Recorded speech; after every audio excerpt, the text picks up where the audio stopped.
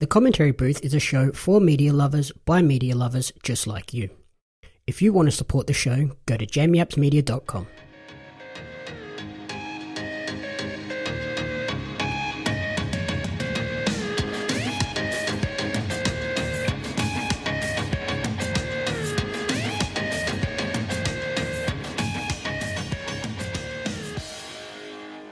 Welcome to the Commentary Booth, the ultimate weekly entertainment recap and review show.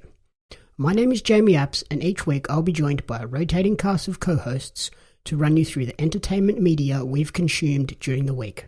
Along the way, we'll provide you with insightful commentary and reviews. This week I'm joined by a teacher who lists their favourite movie as the entire Harry Potter series and favourite TV show as Parks and Rec. Welcome to the show, Leigha Poulton. Hey, how you going? Not so bad. How is life now that you can actually get out and do things? Oh, it's so good. I've been really struggling. I'm such a social person, so to have to stay home, I've been struggling. So I went out last night with a couple of friends and had some wine, so it was really good. What about you? Yeah, not too bad. I haven't done much this week anyway, so. Yeah. How's teaching and the kids and everything now? Oh, it's different. Yeah, it's definitely different. So the government's saying that we can, have these kids in a room and they're not going to infect us. So it's a bit stressful, but we've got 10 kids in a room at the moment and they're just doing online learning. So it's kind of like babysitting, really, when you think about it. Yeah, very, very different to normal. Yeah, and then doing teaching online at the same time. So I've got to plan all my lessons while supervising kids doing their lessons in other subjects. So it's a bit hard, but it is what it is. It's nice to have them back. Are you at school every day? I'm back 4 days a week and I'm working from home on Wednesday. But the kids come in different stages. So we've got year 12 for 2 days and year 11 for another 2. And then everyone else is just doing 1 day at the moment. But I think that might change, not this week, but the week after. Okay, so it's sort of coming back every couple of weeks, it increases. Yeah, I think they're just evaluating the risk level and then going from there. The kids have missed school though, that's the one thing I can say. They're like, oh my God, I never thought I would say that I've missed school, but I miss it. Whoa, that's... Yeah, I know, it's a surprise. What? That's weird. I know. But yeah, it's different. It is. But at least you can say you've lived through an epidemic now. Pandemic. Like we've done it. Yeah, that's what I meant. Yeah, it's definitely something that is going to go down in history for a while. Yeah, that's right. My year 12s are so sad. They're like, we don't get a graduation this and all that. I go, yeah, but you've got a memory now. They're like, thanks, miss. Cheers. Such a teacher thing to say. Thank you. I know, exactly. But yeah, you don't really think about that, not having the graduation ceremony and the whole, dinner and everything. Yeah, I mean, that's it, their final year. I know that when I did it, it was, really special. So they've kind of had the HSC taken off them because a lot of the stuff that they can do has now been revoked. I teach, obviously, the arts, so half of their syllabus has been cut. And that's, their bonding session, then when they're performing and stuff that's the thing that they look forward to, and now they can't do it. So to have that and then the graduation being in limbo, it's just a bit... I feel sorry for them, yeah. Have they worked out how the testing and everything is going to work? If you can only have 10 in a room... Well, I mean, I think they're trying to infiltrate the kids more and more. So hopefully by HSC exams, I'll be able to sit in a room because they can still social distance in an exam. Oh, yeah, I suppose you're spread out. So I guess it'll just be dependent. But some kids have, grandparents at home or people that are at risk. So they're not even coming to school at the moment. So I guess it's just all up in the air. Very strange times. Yes. So speaking of you doing the arts teaching stuff, I watched a movie this week that I think would be right up your alley. Yeah? I checked out the Cats movie. Right. I've heard some things about this movie. I haven't yet watched it. What did you think? Oh, I feel like I had some acid. Yeah, I heard it's really weird. Did you know, I heard that they went to cat school. The actors. As in, to learn how to be a cat? Be a cat, that's right. So they had to do, this whole thing where they learned how to think like a cat, how to act like a cat. Do you think it paid off? No, that was not anything that needed to be done. Oh, yeah. So how is Taylor Swift in it? She's like the one highlight in the small part that she has.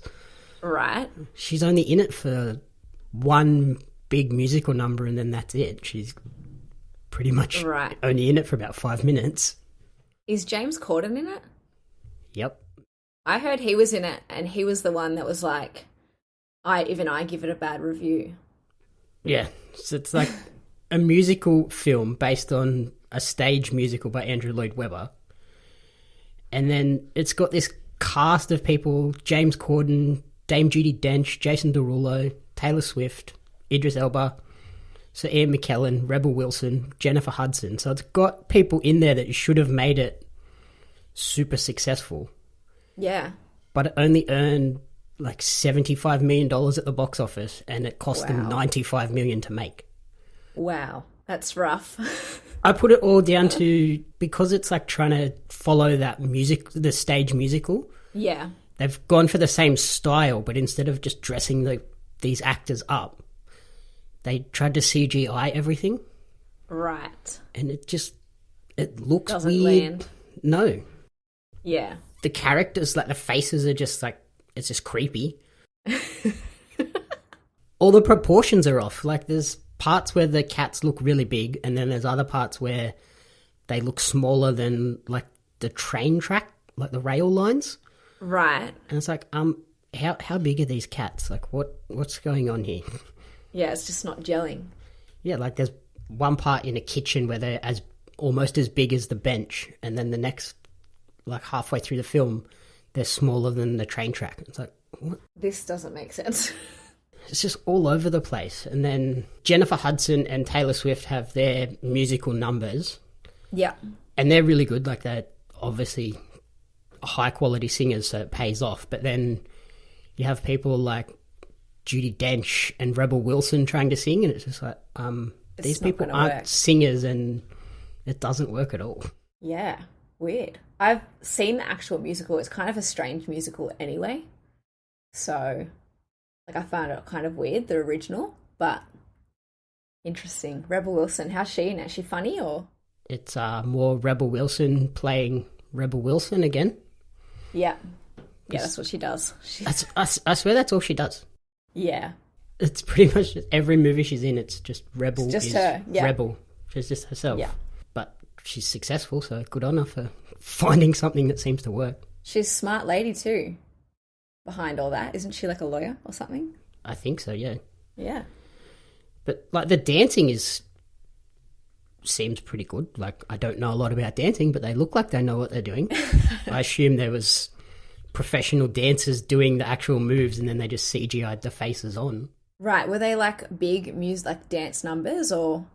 Yep. More just like the main act. Okay, cool. It's like fully like just goes song to song to song. There's no real in between, yeah. In between parts that you'd normally get with a musical.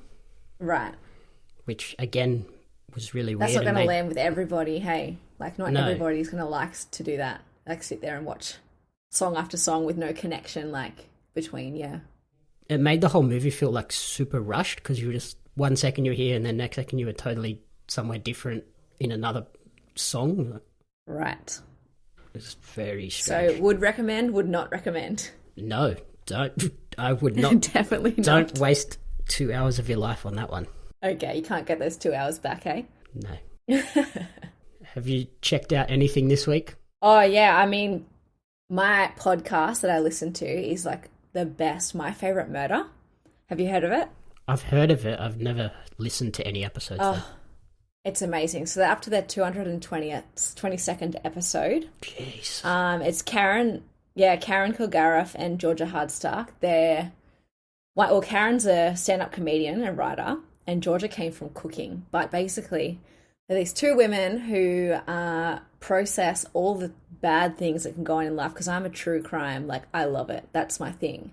But for me, true crime can get really dark and depressing.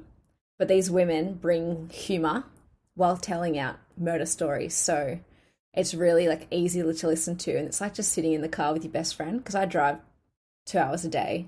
So whenever I can hear them talk about stuff, it's just really cool. So they've come up with an episode like every Friday and Tuesday. And my favourite episode, do you want to hear about it? Yep.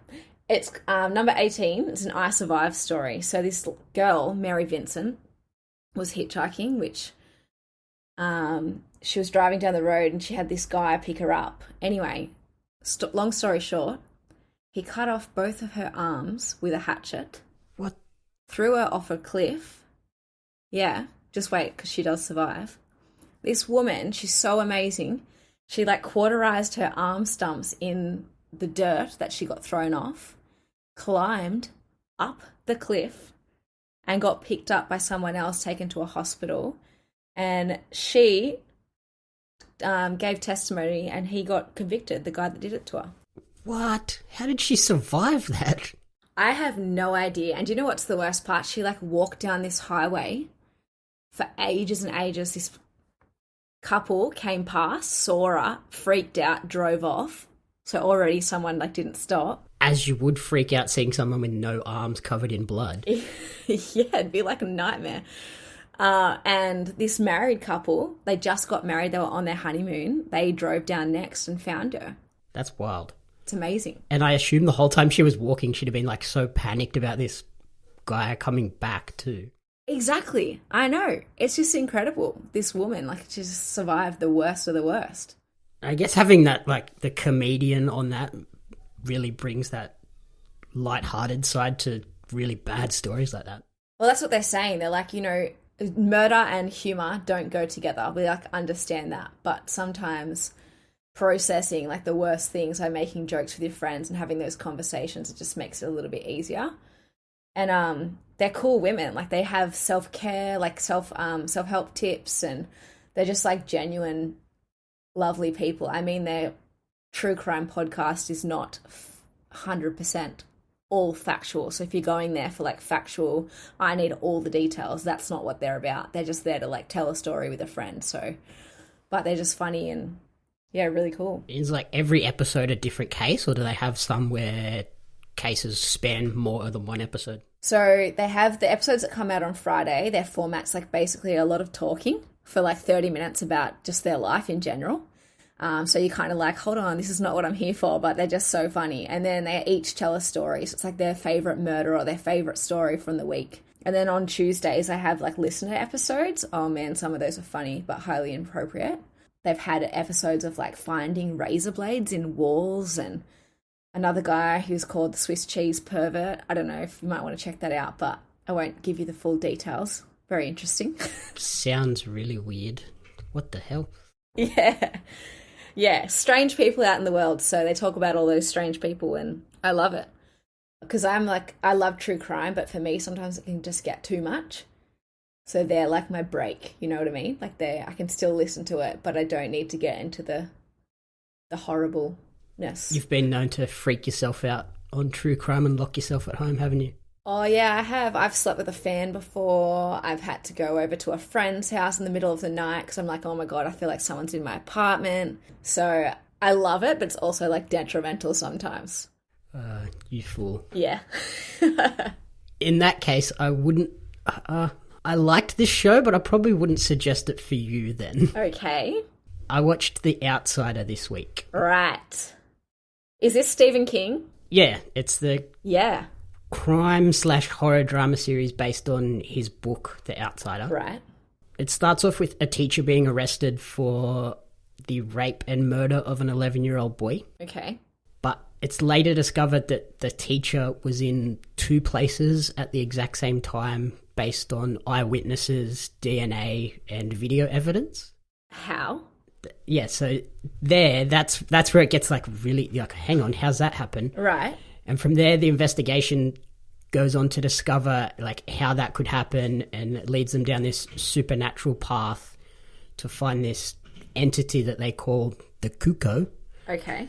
That can like shapeshift and coerce people into doing terrible things like murdering kids or murdering friends and stuff, and it feeds off the misery of those victims. Right. Feeds off the sadness that comes from that person's pain in that moment, but then it also, because it's like kids, then that kind of echoes out and leads to like parents killing themselves, so then it gets more energy off those. Wow.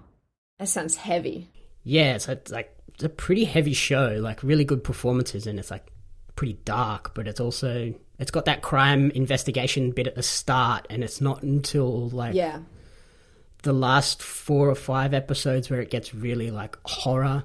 Right. Is it jump scary?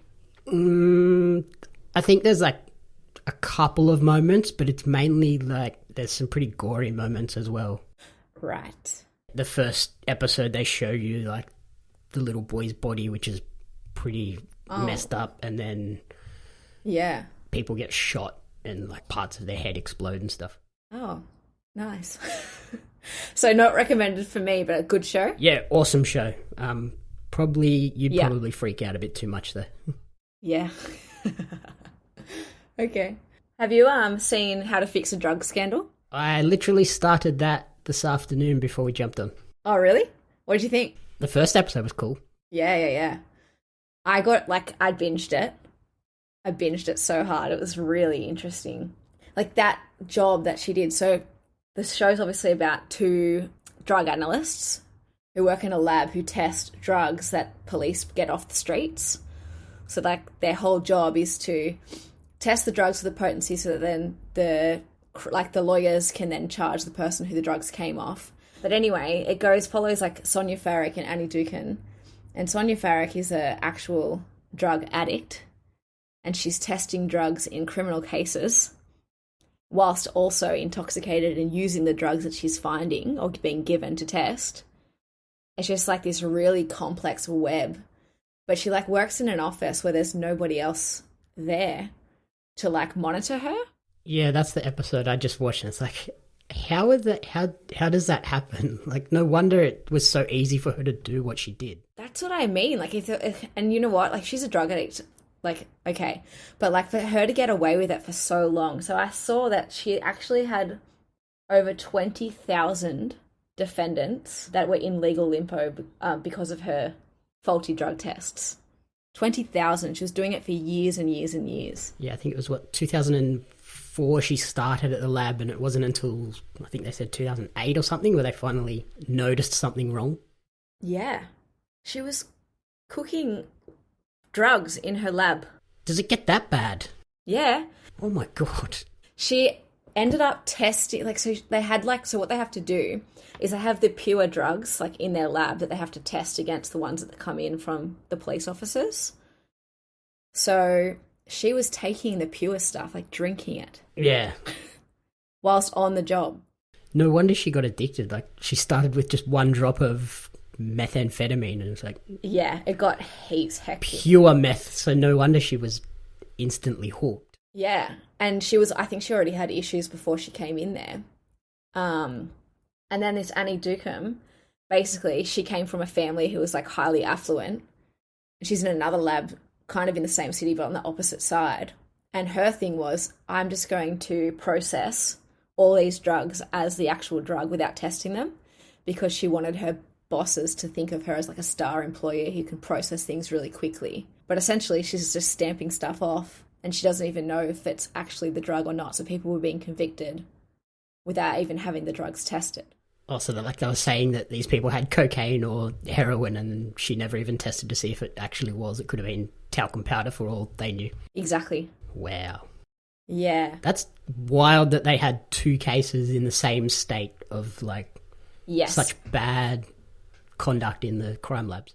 Oh yeah, and it goes even higher. I won't give it away too much, but basically the state knew about certain things, and there's this one attorney who does some digging, and he just schools them all. He's like, you knew about this and you covered it up. So it's really interesting.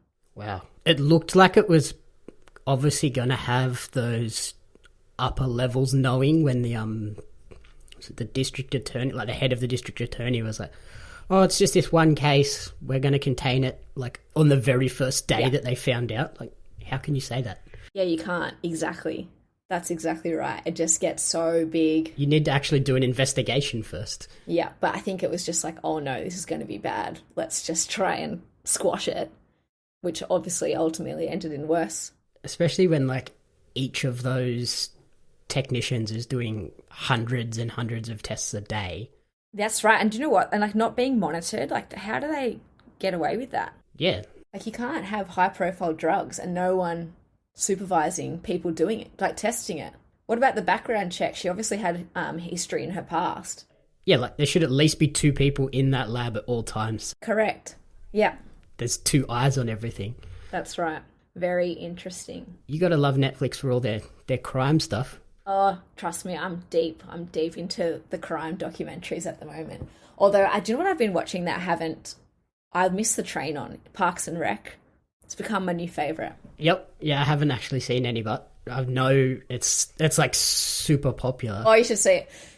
It's like one of those ones, like, you know, when I just want to chuck something on that's like a 20-minute episode. Good, it's funny, gives me a bit of joy in my week when everything else is a bit dark with my true crime obsession, so. Yeah, when you want to just like zone out or have background noise while you cook dinner or something. Yeah, that's exactly my thing. Like me and my husband, we've just been chucking those episodes on and binging it a little bit. So we missed the train a bit, but it's good. On the crime doco front, have you seen Murder to Mercy, the Cyntoia Brown story?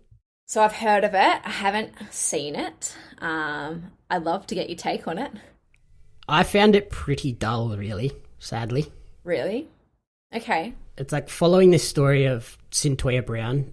She's a teenager that is convicted of murdering a 43-year-old man who basically picked her up as a prostitute to take her for sex. Right. The documentary follows her case after she's tried as an adult and sentenced to life in prison, and then she sort of goes on this decade-long fight to either change the way she's sentenced to bring it back to a juvenile sentencing. She was 16, right? Yep. Yeah, okay. But in, I think it was Tennessee, where she was arrested, murder, they can try juveniles as adults. As an adult. Yeah. And yeah, so she goes on this decade-long fight to try and get it reduced back to a lesser sentence or get clemency, so to get released. Right. And eventually, yes, she does get that clemency, gets released, but this documentary doesn't really dive deep into any of her past or any of the other things that they find during the course of retrials and everything. It's just straight plodding along, each pinpointing the key moments of the case in chronological order. Right. But the background could tell you a lot more about the kind of person she was that could... Yeah, exactly. Like, you know, affect the outcome. Yeah. I did like that it was just one documentary. It wasn't like a series, so it was easy to get through. But right. I also, watching it, I would have liked to get those bit more detail on certain aspects of her life and aspects of the case. Why she was in that position, and because I mean she's very young, 16. Yeah, so selling herself on a street. But if he was being violent, is it self-defense? Like, what is? Yeah, that was her claim. It was self-defense, but like there's right. very little depth into how they show that in this documentary. They kind of just, this is what she said, this is how they got to here. It's like, right. Can we go into that a bit more, please? They do a tiny little background about her as a kid, but that's all. And it's kind of complicated. Is she endorsing this documentary? Like, is she part of it? As in has testimony or? No, from what I read, she didn't want to be a part of this one. So that there's a prior documentary that is about the actual case, which I think I might have to go back and watch. Right. Which she was a part of, but then this one came out after she was released, and apparently she had nothing to do with this one, didn't want to take part. Okay. Interesting. So that might be why it's kind of surface level. Right. Those are the things that you kind of want to deep dive into, though. Yeah, exactly. Like true crime, you kind of want the facts from both sides and hear all the information so you can, you know, make a judgment yourself. So yeah, you sort of want that Making a Murderer type thing where it just dives into every little aspect and little detail. Gives you the full thing. Even unbiased too. Even Tiger King like gives you a heaps more detailed exploration of what's happening and who these people are. Yeah, definitely. How did you find Tiger King as a true crime lover? Oh, do you know what? I was like, all of these, I don't know who's good, who's bad. I don't know where the truth lies. It's wild. Like, it was just so intense. I loved it. I think it was a really good story. And it's just crazy. Like, you would never, if you heard that on the street, you wouldn't believe that that's a real thing. Do you know what I mean? But I find it very interesting. Like, Carol Baskin's husband, do you think he was murdered? Yes. You do. See, I don't know. I just think, like, nobody disappears off the face of the planet in this day and age. No, they do. They do. I can tell you they do. So, I don't know if this is, like, just totally off field, but my favourite murder that I was talking about earlier, they have Jensen and Holes, these two detectives, and they did a whole podcast on Tiger King series from, like, a criminally detective's, like, point of view. Yep. And he was saying, like, so the husband was funneling money the whole time. He was very rich. He had a lot of wealth. And he was funneling money into the town. And he said, if I pull this off, it's going to be the best thing ever. So, like, I have doubt. I have doubt that he was murdered, I feel like. Or if he was, it wasn't by her. Yeah. He was into some shady stuff. Yeah, see, Tiger King doesn't really show any of that. That's right. They obviously make her look really bad in that documentary. Yeah, yeah. So I think, like, that's the thing with these documentaries. You're getting, like, one documentary filmmaker who's making it, but we're not seeing, you know, they can choose what we're viewing. Do you know what I mean? They can choose who we're interviewing. So I feel like there's more to the story. I'm looking forward to that documentary that they're talking about, like a follow-up into her husband's disappearance. Yeah, that'll be good as long as they can get her to take part. If they can't, it's going to be a bit boring and not work as well. Yeah. But I think interesting characters. If it's going to make her look less like an evil person, she'll probably want to be a part of that. Yeah. But did I hear something about her being tricked into, like, an interview?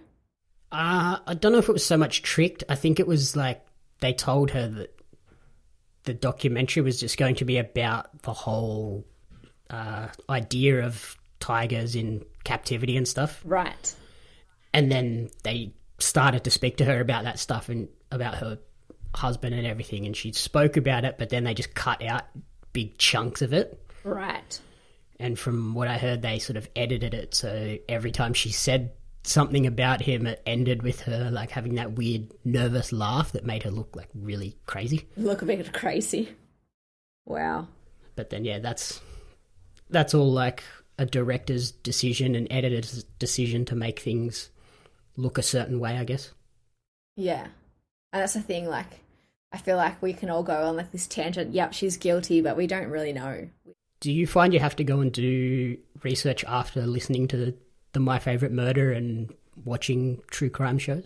I mean, it depends on the case. Like, if I find it really interesting, 100%, I like to go back and, like, read stuff and find out some information, because with My Favourite Murder, I love them, but they're not detailed. So they're like, if you want to go and find out the true facts of the story, like, go and do your research. But it just depends on the case. And for me, it's not, like, about the actual murder. Do you know what I mean? Like, for me, I just want to know what happens in someone's mind to make them get to that point.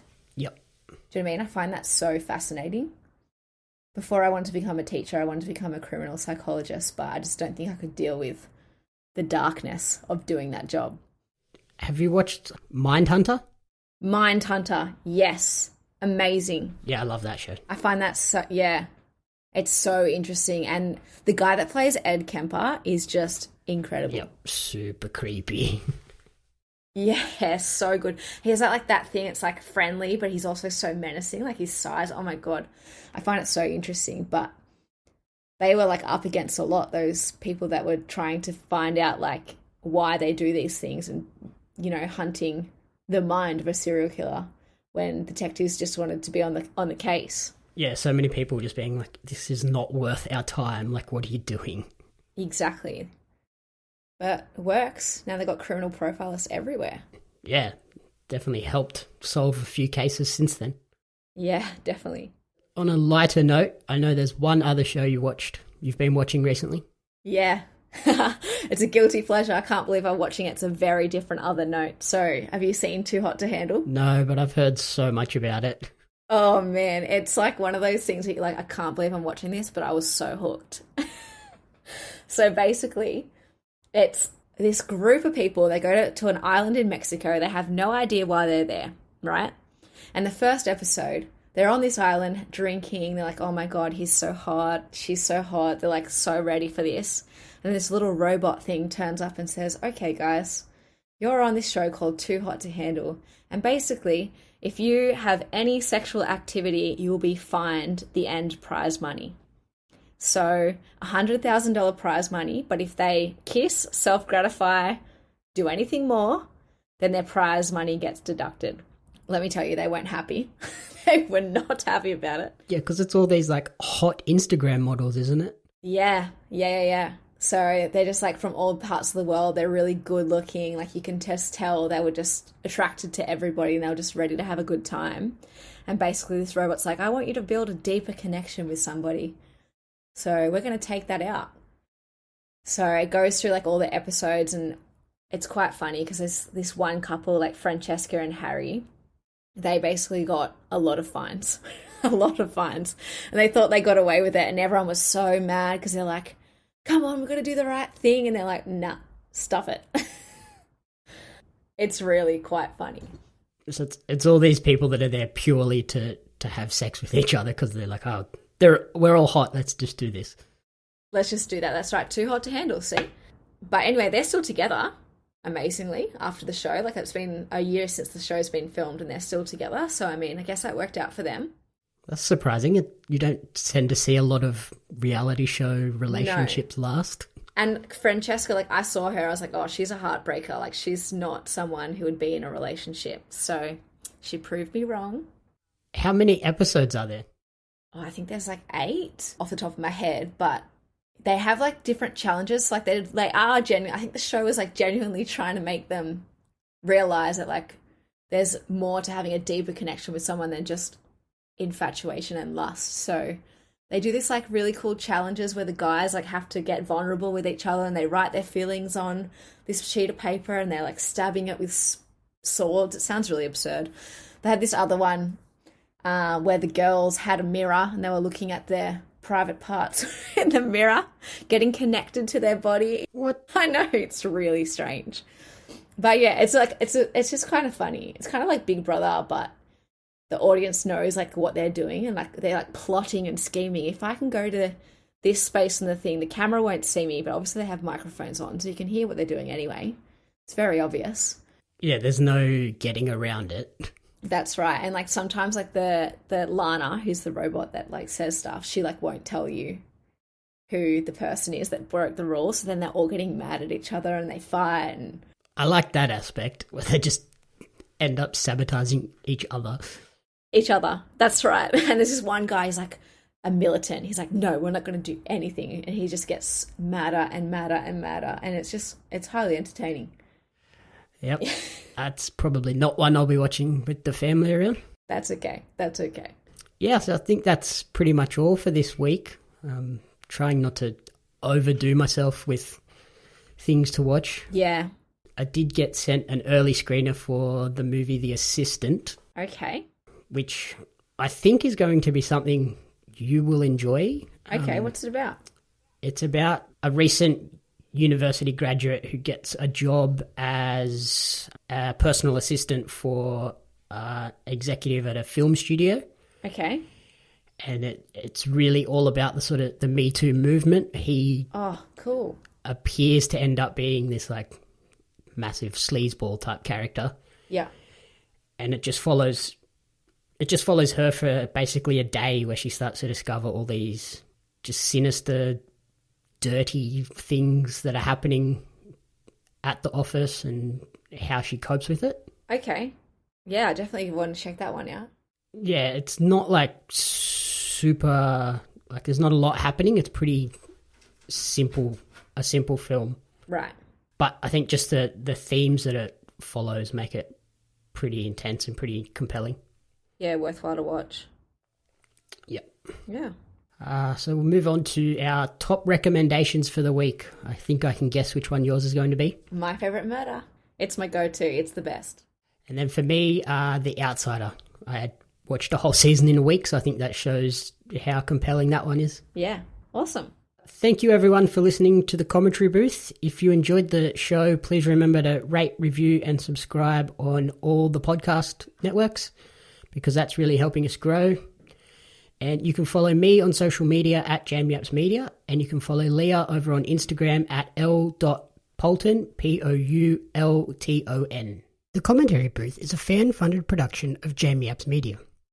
You can support the podcast alongside our magazine Jam Zine over on Patreon at patreon.com/Jamie Apps Media. The following people supported at the Jam publisher level or higher, and you cannot fathom how incredibly appreciative we are for their support. Brian and June Hart, Caitlin Fitzgerald, Courtney Paulson, Tracy Apps.